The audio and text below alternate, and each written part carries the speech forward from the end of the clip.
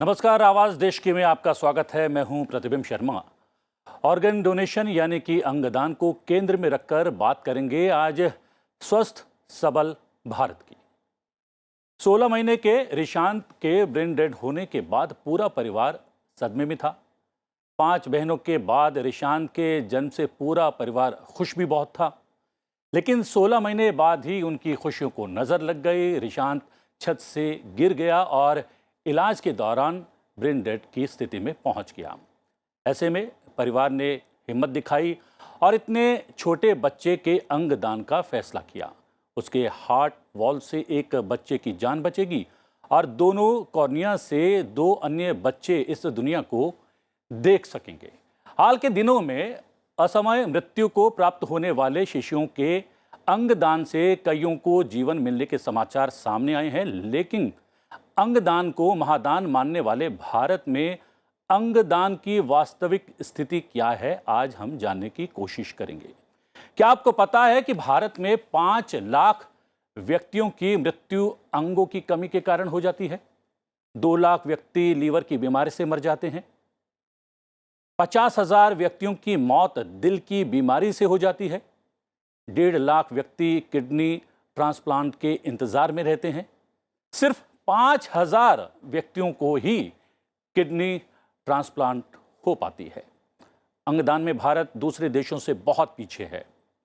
भारत में हर 10 लाख पर केवल 0.8 ऑर्गन डोनर्स हैं। जर्मनी में 10 लाख पर 11 और अमेरिका में 26, स्पेन में 10 लाख पर 36 ऑर्गन डोनर हैं और कई देशों में तो अंगदान को अनिवार्य किया गया है। पूरे विषय को जानने समझने की कोशिश करेंगे 3 विशेषज्ञ मेहमानों के जरिए और साथ में होंगे कुछ अन्य बहुत ही महत्वपूर्ण लोग भी। एडवोकेट आलोक कुमार, संरक्षक दधीची देहदान समिति, हमारे साथ स्टूडियो में मौजूद हैं। आपका स्वागत है जी। नमस्कार। साथ में पद्मश्री विमल कुमार जैन जी हैं, समाज सेवी हैं, इस क्षेत्र में लगातार वर्षों से काम कर रहे हैं। विमल जी, आपका भी बहुत बहुत स्वागत है। वर्चुअली डॉक्टर वसंती रमेश, पूर्व संस्थापक निदेशक हैं नोटो, उन से भी हम बात करेंगे, वो वर्चुअली हमारे साथ जुड़ी हुई हैं। सबसे पहले जानने की कोशिश करता हूं, जो एक आंकड़ा मैंने शेयर किया अपने दर्शकों के साथ, क्या वजह है अंगदान लगातार इस देश में महादान माना तो जाता रहा है, लेकिन किया नहीं जाता? बहुत अच्छा प्रश्न है आपका। अंगदान या देहदान या नेत्रदान, ये भारत एक पहला देश है विश्व के अंदर जहाँ की मृत्यु को महोत्सव के रूप में मनाया जाता है। जयंती भी मनाते हैं और मृत्यु के उपरांत उनके लिए जो है हम लोग विशेष जयंती आयोजित करते हैं। आपको पता होगा कि अंगदान और महादान बातें तो बड़ी होती हैं, परंतु लोग चाहते भी हैं। जागरूकता की कमी के कारण हम आज भी बहुत पीछे हैं इस दिशा में। आज भी देश के अंदर सालाना करीबन 48 से 50,000 कॉर्निया मिल पाता है। हर जगह तो व्यवस्था भी नहीं है, और जहाँ व्यवस्था है भी तो वो पूरी तरह से कम्पिटेंट नहीं है, जहाँ पर कि किसी को भी तकलीफ हो और वहाँ जाकर उसका उपयोग कर सके। इसके भी मानवीय दृष्टि की कमी के कारण आज भी हम बहुत पीछे चल और रहे हैं। आपने ये व्यवस्था बनाने के प्रयास लगातार किए और इसीलिए आपको पद्मश्री भी मिला। आलोक जी, 25 वर्ष पूर्व जब आपने इस यात्रा को शुरू किया, क्या जहन में था? क्योंकि हम आम लोगों के सामने तो एक परिस्थिति रहती है कि समय नहीं है, समय नहीं है। आप राजनीति में हैं, आप वकालत करते हैं, आप समाज सेवी हैं, और इन सब के बावजूद भी आपने 25 बरस पूर्व ही इस बड़ी यात्रा को शुरू किया। मेरे मन में यह कल्पना थी कि विश्व का प्रत्येक व्यक्ति या समाज सुखी होने की यात्रा और खोज कर रहा है। जहाँ कहीं भी सुख का शब्द आता है, उसके साथ ही निरोगिता भी आती है। तो शरीर को मिट्टी मानने वाला समाज, मृत्यु के बाद में किसी काम का नहीं है यह समझने वाला समाज, अगर चिता पर भेजने की बजाय अपने अंगों को मानवता के लिए दान कर दे तो उससे निरोगिता प्राप्त होगी, स्वस्थ सबल भारत बनेगा। जितने लोगों की मृत्यु रोज हो रही है, अगर सबकी आंखें दान हो तो 14 दिन में भारत से अंधता समाप्त हो जाएगी, पर वह दान होता नहीं है। इसलिए मुझे लगा कि मृत्यु के बाद जो अंग दान हो सकते हैं उनको दान करने के लिए देना, और नहीं तो पूरा शरीर मेडिकल कॉलेज के बच्चों की पढ़ाई के लिए देना। तब से हम आज बहुत आगे आए हैं। हमारे यहाँ पे इस दान का औसत कई गुना बढ़ा है, पर वो अभी भी बाकी देशों से बहुत पीछे है। जी, अभी क्या आंकड़े कहते हैं, नोटों का क्या रोल रहता है, क्या भूमिका रहती है, इस विषय पर क्या कुछ आप प्रकाश डाल सकती हैं? क्या कुछ कहते हैं आंकड़े, डॉक्टर वसंती रमेश जी? नोटो एक नेशनल एपेक्स लेवल ऑर्गेनाइजेशन है, जिसके सेटअप होने के बाद काफी फर्क पड़ा है हमारे देश में ऑर्गन डोनेशन का, क्योंकि WHO ने गाइडलाइंस निकाला है on sale tissue and organ donation, जिसके अनुसार हर देश को अपना एक नेशनल ऑर्गेनाइजेशन फॉर ओवरसाइट बनाना जरूरी था। और हमारे जो 2011 amendment of the transplantation of human organs act 1994, इसके अनुसार भी एक नेशनल रजिस्ट्री बनानी थी और नेशनल नेटवर्किंग ऑर्गेनाइजेशन, इन सब का काम नोटो करता है। तो इसकी वजह से हम 2013 में देखेंगे, तब से हमारा ट्रांसप्लांट की आंकड़े काफी बढ़े हैं, लेकिन donation rate was just 0.52 per million population as of 2019। Unfortunately Covid की वजह से वो और गिर गया, 0.25 पर मिलियन पॉपुलेशन हो गया था। अब थोड़ा और बेहतर हो रहा है। तो 2021 का डेटा के अनुसार 0.43 पर मिलियन 0.4 पर मिलियन पॉपुलेशन हुआ। जी, ये बात तो अभी तक हुई कि कितनी कमी है अंगदान को लेकर, और अगर अंगदान होता है तो कितने लोगों का जीवन बच सकता है, कितने लोगों की रोशनी वापस आ सकती है। लेकिन उन चुनिंदा लोगों में से भी कुछ चुनिंदा लोग हमारे साथ आज मौजूद हैं, और उसमें एक लाइव डोनर भी हमारे साथ मौजूद हैं। मैं स्वागत करना चाहूँगा, सब ताली बजाकर इनका स्वागत करें। एक ममता जी, एक हौसला चाहिए, बड़ा हौसला चाहिए इस तरीके का निर्णय लेने के लिए, क्योंकि ज़्यादातर लोग सोचते हैं और सोचते ही रह जाते हैं, कभी कदम नहीं बढ़ाते, और आपने त्वरित गति से कदम बढ़ाए। क्या ज़हन में आया? सिर्फ मेरा अपने बच्चे को लेके ख्याल आया कि कल को उसे ना लगे मेरी मम्मी कर सकती थी और उसने नहीं किया। आज हुआ मेरा क्या था? बच्चा मेरे लिए प्राउड फील करता है, तो मुझे ये लगता है मैं पीछे नहीं हटी, जो मैं कर सकती थी मैंने किया। क्या हुआ क्या था? मेरे हस्बैंड को लीवर सिरोसिस डायग्नोज हुआ था, और उसके बाद उनकी हालत ख़राब होती चली गई, तो उन्हें ट्रांसप्लांट की ज़रूरत थी, और कैडेवर डोनर मिलना तो बहुत मुश्किल था, और ना ही मैं इतना वेट कर सकती थी। तो मैंने हिम्मत की, भगवान ने मेरा साथ दिया, और आज मेरे पति बिल्कुल स्वस्थ हैं। 5 साल हो गए हैं। कैडेवर डोनर की क्या वैल्यू है मुझसे ज़्यादा कोई नहीं समझ सकता, क्योंकि मैंने बहुत चाहा कोई मिल जाए, पर वो समुंदर में से मोती निकालने के बराबर था कि आप कैडेवर डोनर को ढूंढेंगे। इसलिए मुझे जब भी कोई मौका मिलता है मैं ज़रूर ऑर्गन डोनेशन के लिए सबको अवेयर करना चाहती हूँ, क्योंकि जब हमें ज़रूरत होती है हम सबकी तरफ देखते हैं, लेकिन जब करने का वक्त आता है तब हम कुछ नहीं करते हैं। बहुत बड़ी बात, बहुत ही बढ़िया। हमारे साथ सुशील मित्तल जी भी हैं, एक कार्यक्रम में मौजूद भी थे। न केवल आपके परिवार से जो है ऑर्गन डोनेट किए गए, साथ ही आप उसको एक उत्सव के रूप में मनाते हैं। 1997 में मेरी नानी का देहदान हुआ। 3 पीढ़ी से ये कार्यक्रम चलता आ रहा है, और 7 लोगों का हमारे परिवार से देहदान हुआ, और 8वें मेरे बड़े भैया थे जिनके अभी 2.5 वर्ष पहले देहांत हुआ, और उनके ऑर्गन डोनेट करे गए। हमारा सारा परिवार जो है समर्पित है दधीची देहदान समिति को, और एक मानवता का काम है। दूसरी बात, मैं ये एक और बात कहता हूँ कि जीवन में बहुत कुछ लिया है, हमें देना भी ज़रूरी है। हम दें और प्रयास करें, देहदान करें, अंगदान करें, ये मेरी विनती है सभी लोगों से। ये देहदान समिति की एक बहुत बड़ी जीत है। न केवल आपने खुद प्रयास किया, बहुत सारे लोग ऐसे खड़े कर दिए जो सामूहिक रूप से आपके साथ चल रहे हैं और इस बड़े काम में अपना योगदान दे रहे हैं। क्या आपको लगता है कि कुछ आपने अर्जित कर लिया? आपने ये तो कहा कि अभी काफ़ी कुछ किया जाना बाकी है, तो कहाँ आपको लगता है कि चुनौतियाँ अभी हैं, इस वजह से गति उतनी नहीं बढ़ सकी? अर्जित मैंने किया सामूहिक प्रयत्न से। एक बच्चा था, जन्म हुआ तो उसके बाबा ने फ़ोन करके शुभकामनाएं बधाई ली। 7वें दिन फ़ोन आया, इसके हार्ट में तकलीफ़ है, ओपन हार्ट सर्जरी होगी। 7 दिन के बच्चे की ओपन हार्ट सर्जरी हुई। 6 घंटे के ऑपरेशन के बाद डॉक्टरों ने परिवार से कहा, हमने अपना काम किया, अब भगवान से प्रार्थना करो। रात्रि में बच्चे का देहांत हो गया।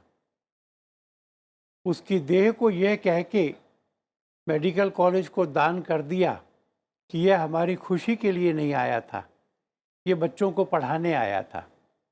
और जब राष्ट्रपति भवन में कार्यक्रम हुआ, डायस प्लान भेजा, तो उस समय के राष्ट्रपति श्री रामनाथ कोविंद ने कहा, इसके पिता को मेरे साथ वाली कुर्सी पर बिठाओ। क्या बात है। तो ये अर्जित किया। बाधाएं क्या हैं? तो हमने सी वोटर को कमीशन किया था। उनकी रिपोर्ट यह है कि यह सब होने के बाद भी 85% लोगों को आँखों के अलावा बाकी के दान के बारे में पता नहीं। हड्डी दान हो सकती है, खाल दान हो सकती है, पता नहीं।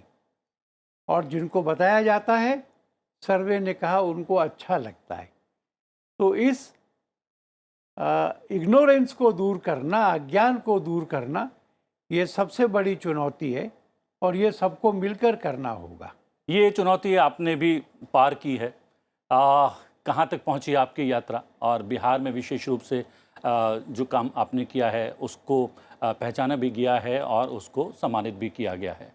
बिहार के अंदर कोई व्यवस्था आज तक नहीं थी, 4 साल 5 साल पहले तक। जी। लगातार के प्रयास के बाद अब पहली बार वहाँ के माननीय मुख्यमंत्री ये स्वास्थ्य मंत्री थे श्री मंगल पांडे, उनके माध्यम से दबाव देने के बाद जितने भी 9 मेडिकल कॉलेजेस हैं सरकारी, उसमें आई बैंक की स्थापना के लिए उन्होंने इंफ्रास्ट्रक्चर के लिए फंड दिया। जी। उसके बावजूद भी इंफ्रास्ट्रक्चर तो हो गया, अभी फ़िलहाल जो है 3-4 जगहों पर ये काम चालू है। बाकी जगहों के लिए दबाव बना हुआ है कि इसको आप जल्द से जल्द पूरा करें। संजोग की बात है कि वहाँ के हेल्थ सेक्रेटरी बड़े डायनामिक हैं। उन्होंने हम लोगों के प्रयास के बाद पहली बार बिहार के अंदर एक एडवाइजरी कमेटी उन्होंने स्टेट लेवल पर बनाई है, जिसके माध्यम से वो चाहते हैं कि इस मूवमेंट को थोड़ा ताकत मिले। एक अच्छी बात क्या है कि एक व्यक्ति ने संकल्प लिया कोरोना के पहले, और वो व्यक्ति हर 10 दिन पर फ़ोन करता था कि मैं कोरोना से नहीं मरूंगा, क्योंकि कोरोना से मरूंगा तो मेरी बॉडी को आप जो है उपयोग नहीं कर सकेंगे। मैं कोरोना के बाद मरूंगा। और कोरोना के बाद उन्होंने फिर फ़ोन किया कि कोरोना हमको नहीं घेरा है, अब जो है जब भी दान होगा तो आप उसको करा देंगे। तो ये उस आत्मा के लिए ताली बजनी चाहिए, याद करना चाहिए उस आत्मा को। वासंती जी, नोटों के बारे में बताया कि आपने कि किस तरीके से आंकड़े रखता है, और आपने कहा कि आंकड़े थोड़े से गड़बड़ हो गए हैं विशेष रूप से कोविड-19 की वजह से। क्या इसके अलावा भी कि किस तरीके से अंगदान की प्रक्रिया को बढ़ाया जा सके, किस तरीके से जन भागीदारी उसमें तय की जा सके, उसको लेकर कुछ काम किया जाता है क्या? कोविड की वजह से लोगों ने एक जिंदगी की कीमत क्या है ये अच्छे से समझ लिए हैं, और इसकी वजह से 2021 में करीब 2019 में जितना था उतने तक ट्रांसप्लांट हो गए। 2019 में 12,666 ट्रांसप्लांट हुए थे, और 2021 में वापस कोविड के बावजूद 2,259 ट्रांसप्लांट्स हुए। डिजीज डोनेशंस अभी तक वो उतने ही आंकड़ा नहीं पहुंचे। पहले 715 था, अभी 552 हुए थे, पर हमें उम्मीद है कि वो भी तेजी से बढ़ रहा है, क्योंकि हमें इस साल जो मिलता आ रहा है गुजरात से, कर्नाटका से या तेलंगाना से, सब जगह से, कि डिजीज डोनर ट्रांसप्लांट और डिजीज डोनेशंस काफी बढ़ रहे हैं। तो उम्मीद है 2022 का जो फाइनल निकलेगा number of donations and transplants, वो 2019 को भी पार कर देगा। जी। अभी अवेयरनेस प्रोग्राम्स कोविड के वजह से वर्चुअल माध्यम से बहुत कुछ हो रहा है और ट्रेनिंग भी हो रहे हैं। आज और बीत गए कल सर्जन्स के लिए ट्रेनिंग कर्नाटका में ऑर्गेनाइज हुआ है और आने वाले महीने में मुंबई में सर्जन्स के लिए ट्रेनिंग ऑर्गेनाइज की जा रही है रोटो मुंबई के थ्रू। तो ये सब सरकार कदम उठा रही है ट्रांसप्लांट को बढ़ाने के लिए, और इसके साथ साथ मेडिकल कॉलेजेस में अंडर ग्रेजुएट्स, पोस्ट ग्रेजुएट सबकी करिकुलम में इंट्रोड्यूस की गई है। जी, तेलंगाना में स्कूल यानी लगातार प्रयास बढ़ रहे हैं, कोशिश की जा रही है जन भागीदारी भी बढ़ाने की, और जन भागीदारी जो निभा रहे हैं कुछ लोग, कुछ विभूतियां, वो हमारे साथ लगातार बनी हुई हैं। कविता गुप्ता जी भी हमारे साथ हैं। कविता जी नमस्कार जी। पिछले साल नवंबर 25 को मेरे हस्बैंड का देहांत हो गया था, तो मुझे सिर्फ एक ही लगा कि मुझे देहदान करके इस समाज की सेवा करनी है, क्योंकि वो बहुत बड़े एक समाज सेवा, अच्छे समाज सेवक थे। तो मैंने जब उनकी श्रद्धांजलि सभा रखी तो मैंने उसका नाम भी प्रेरणा सभा रखा, और मेरे पास जो भी उसमें 1000-1200 व्यक्ति आए थे श्रद्धा सुमन देने के लिए, उसके बाद बहुत से लोगों को पता चला कि इस तरह से भी देहदान होता है। और जो उनका देहदान है वो मौलाना आज़ाद मेडिकल कॉलेज में हुआ था, जिसमें बच्चों ने उनके ऊपर जो भी कार्य किया होगा उससे उनको प्रेरणा मिली बहुत बड़ी बात है यहाँ पर। और अभी मैंने संकल्प लिया है कि मैं छोटी छोटी सभाओं में, जैसे जो भी मैं राजेंद्र नगर करोलबाग क्षेत्र में रहती हूँ, जहाँ भी मैं मंदिर में जाती हूँ, वहाँ से 2 मिनट का समय लेकर उनको अंगदान, देहदान के बारे में समझाती हूँ। और अभी भी मेरे पास में जितनी रामलीलाएँ हो रही हैं, मैंने उन सभी से बहुत प्रार्थना करी है विनम्र रूप से कि मुझे हर रोज़ 1 या 2 मिनट का समय दीजिए, जहां मैं ये छोटी छोटी बातें कहकर उनको इस चीज़ की प्रेरणा दूं। क्या बात है, इसके लिए मन में संवेदना जनसभाएं होनी चाहिए, जज्बा होना चाहिए। और यहाँ पर शशि जी भी मौजूद हैं। 2005 में मेरे पिताजी का 12 जनवरी को सुबह 5 बजे देहांत हुआ रेलवे हॉस्पिटल में। तो मन की उन्होंने पहले ही विल कर रखा था कि मैं देहदान करना चाहता हूँ, लेकिन मेरा इच्छा थी कि देहदान एक पर्टिकुलर ढंग से हो, और मैं उनको फ़ौरन ऑर्बो ले गया एम्स में। तो कनॉट प्लेस से मैं एम्स लेके गया, तो एम्स में उनकी आइज़ तो फ़ौरन डोनेट हो गई। आइज़ में तो राजेंद्र प्रसाद हॉस्पिटल ने आधा घंटा भी नहीं लगाया। लेकिन उसके बाद ऑर्बो एम्स के लिए बड़ी समस्या थी कि उनके लिए पहला ऐसा दान आया कि जिसमें हम बोन्स देना चाहते हैं। तो ऑर्थोपेडिक डिपार्टमेंट भी सब फंस गया आपस में।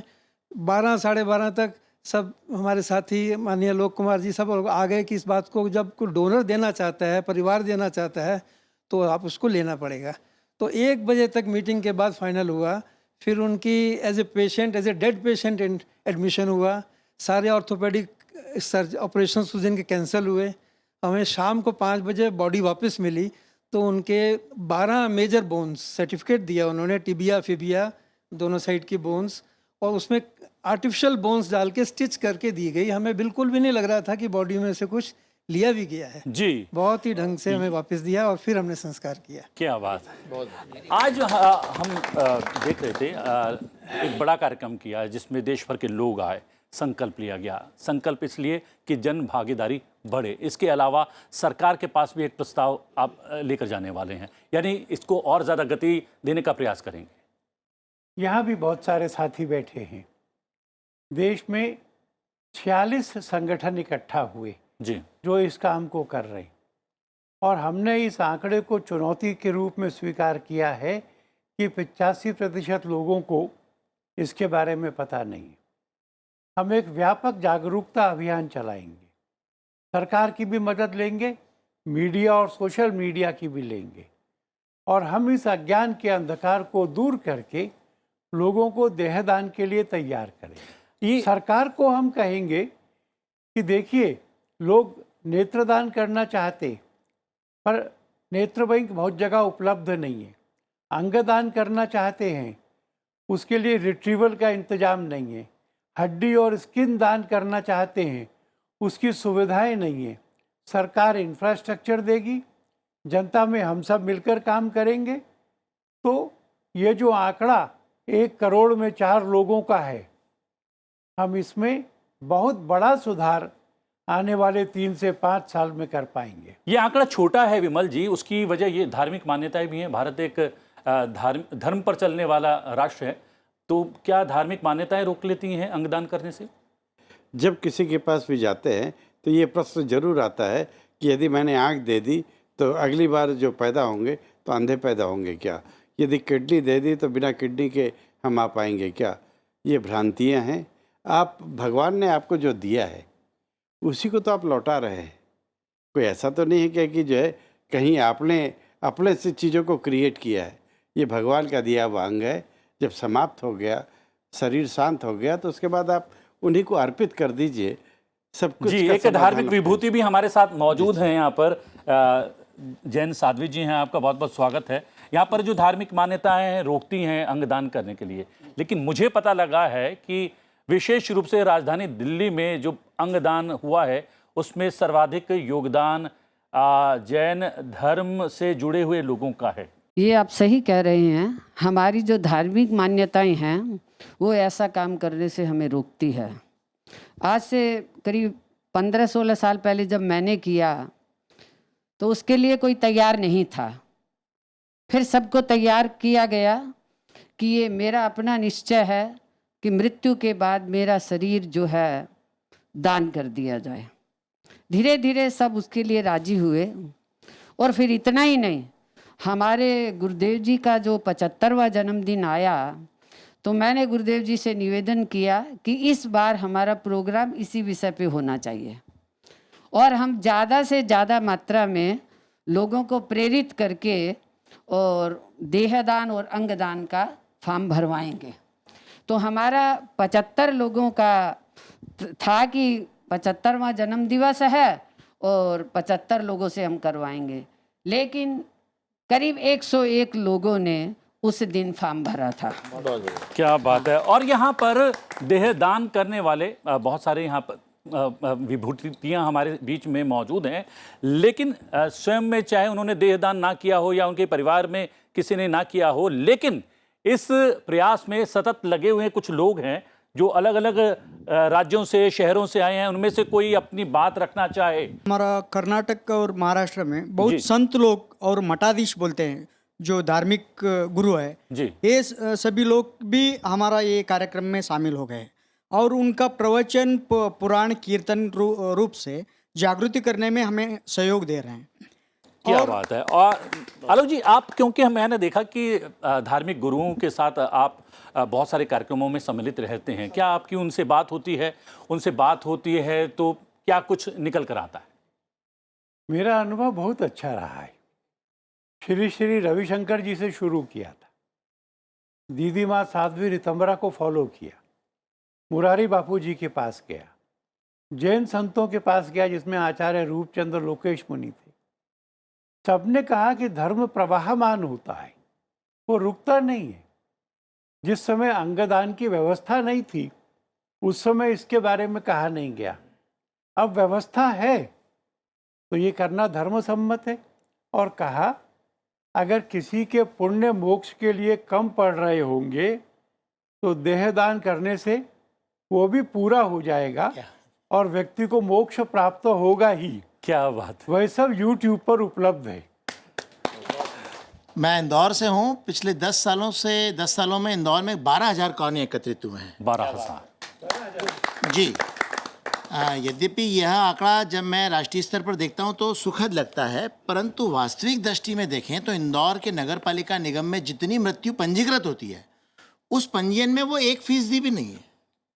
तो जहां यह आंकड़ा सुख दे रहा है वहां इस बात के लिए प्रेरित कर रहा है कि नहीं, अभी 99 की दौड़ बाकी है। क्या हम बात। सबको मिलके, जैसा आदरणीय आलोक जी ने छुआ कि 85% लोगों को हमें जागृत करना है उनके अंतर्मन में बसे हुए भगवान के भाव को अगर हम जागृत करेंगे तो निश्चित ही जो भारत है वो विश्व गुरु के पद पर अंगदान के क्षेत्र में आसीन होगा और यहाँ पे कोई भी व्यक्ति अंग के अभाव में मौत को नहीं प्राप्त करेगा। डॉक्टर एस के गौड़, देवदान कर्तव्य संस्था अलीगढ़ से हूँ।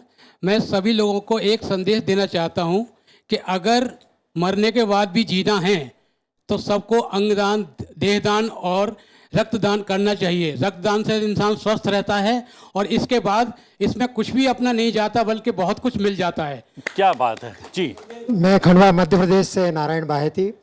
जिन अंगों और शरीर का जल मरने पर जलना है, खाक हो जाना तय है, फिर उन्हें किसी के मानव के हित में काम में क्यों नहीं लगाना है। इस उद्देश्य को लेकर हमने कई वर्षों से नेत्रदान, देहदान एवं अंगदान के क्षेत्र में जागरूकता के कार्यक्रम कर और लोगों को जागरूक कर 466 लोगों के नेत्रदान किए। देहदान के प्रेरित कर 8 बॉडी जो है मेडिकल कॉलेज को दी। हजारों की संख्या में नेत्रदान के संकल्प पत्र भराए गए और देहदान के 128 घोषणा पत्र भरवा के, और अब ये प्रयास जारी है। और ये जो राष्ट्रीय अधिवेशन यहाँ पे हुआ है उससे निश्चित रूप से इसको बहुत ही ऊंचाइयाँ मिलेगी। यहाँ की सभी व्यवस्थाएं और हमको सबको जो मिलने का अवसर मिला है, इससे हमें समझ आई कि हमें क्या क्या रुकावटें आती है। और यह जो संबल भारत के जो अधिवेशन दधीची, महर्षि दधीची देहदान समिति दिल्ली के द्वारा किया गया, बहुत ही सराहनीय कार्य है। अंतिम कोई संदेश, टिप्पणी जो आप लोगों के लिए करना चाहते हैं इस पूरे विषय को लेकर? मेरी टिप्पणी ये है कि आज एक सामूहिक संकल्प हुआ है। ईश्वर का स्मरण करके उनके आशीर्वाद से हमने भारत को वचन दिया है कि हम इस अज्ञान को दूर करेंगे और इसके लिए अनंत काल का समय नहीं लगाएंगे। अपने पुरखों को भी स्मरण करके हमने प्रतिज्ञा की है सबने, और आने वाले 3-4 वर्षों में सबने सहयोग करके इस चित्र को बदल कर दिखाना है। क्या बात है, ये संकल्प फलीभूत हो। और धार्मिक मान्यता हमारे ये भी है कि हम अपने जीवन काल में जो दान किया करते हैं वो दान मल्टीप्लाई होकर हमें वापस मिलता है। तो ये महादान है, अंगदान है। अगर अपने शरीर का कोई आप अंग दान करते हैं, उसके बगैर आप नए जन्म में वापस आएंगे ऐसा नहीं है, बल्कि आप समवेत रूप में आएंगे और जो मोक्ष की यहाँ पर संकल्पना है भारत में, उसको भी प्राप्त होंगे। आप दोनों मेहमान जो कि स्टूडियो में आए, आलोक जी आपका बहुत बहुत धन्यवाद, डॉक्टर विमल कुमार जैन आपका भी बहुत बहुत धन्यवाद, और डॉक्टर वासंती जी आप वर्चुअली जुड़ी और आंकड़े हमारे साथ आपने शेयर किए, आपका भी बहुत बहुत धन्यवाद। और धन्यवाद जनता जनार्दन का, थैंक यू वेरी मच। आवाज देश की में आज के लिए इतना ही। आवाज देश की में आपसे फिर भेंट होगी। फिलहाल मुझे आज्ञा दीजिए, लेकिन देखते रहिए संसद टीवी। नमस्कार।